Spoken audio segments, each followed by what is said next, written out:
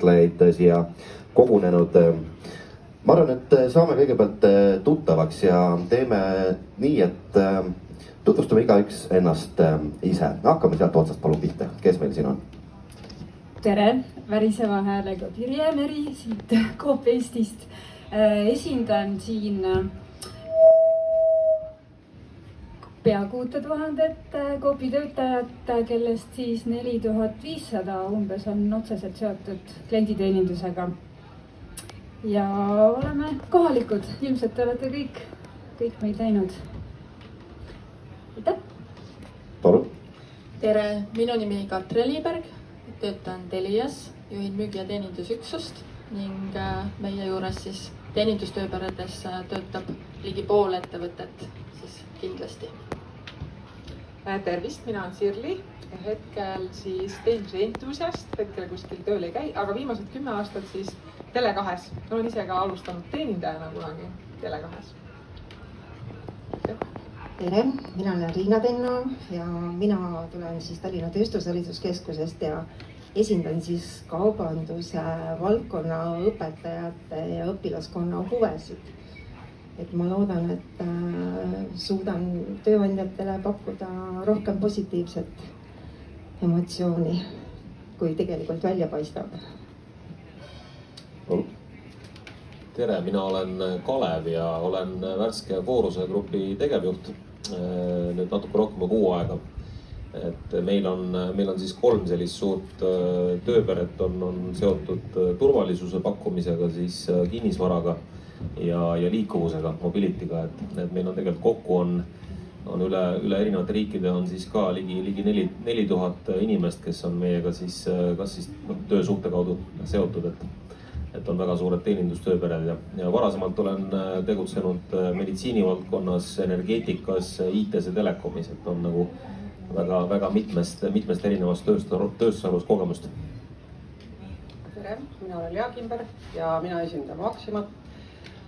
Meie töötajaskond on 3500 täna ja suur hulk neist teenindajad.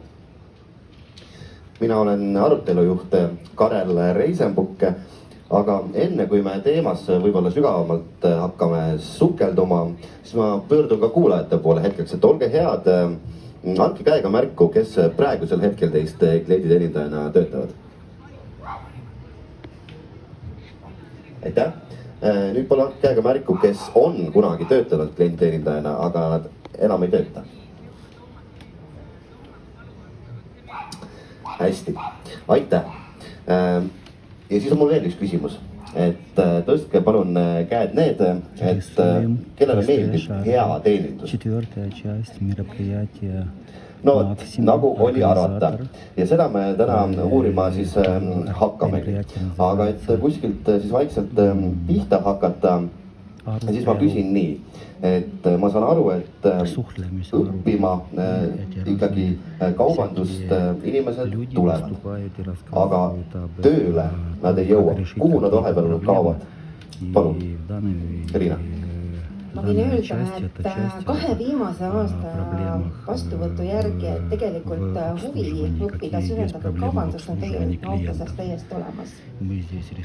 Ma võin öelda, et 5-6 aastat tagasi oli väga keeruline saada õpperühmi käis, aga ma võin öelda, et näiteks nüüd neljapäeval ma võtsin vastu just e-kaubanduse rühma müügikorraldajad ja müügiesindajad ja meil oli konkurss.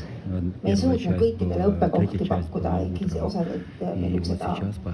Ja põhikooli baasi klienditeenindajad, aga see ongi meie suur mure, et tegelikult kes siis õpib 3 aastat, kes 2 aastat, nad lihtsalt ei jõua sinna lõpuni.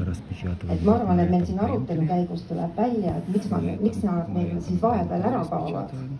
Et need põhjused on nii erinevad. Üks suur ja süvendatud probleem on kindlasti riigi sotsiaalprobleem, ehk siis õppijatele ise endale elatist teenima.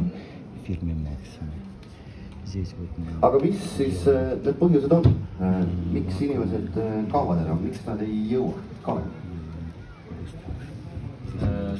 No ma arvan, et siin on erinevad põhjused, et üks on see, mis on seotud tõesti selle sotsiaalse hakkamasaamisega, et üks teemadest, mida me täna tegelikult kindlasti ka käsitleme, on siis ka võib-olla selline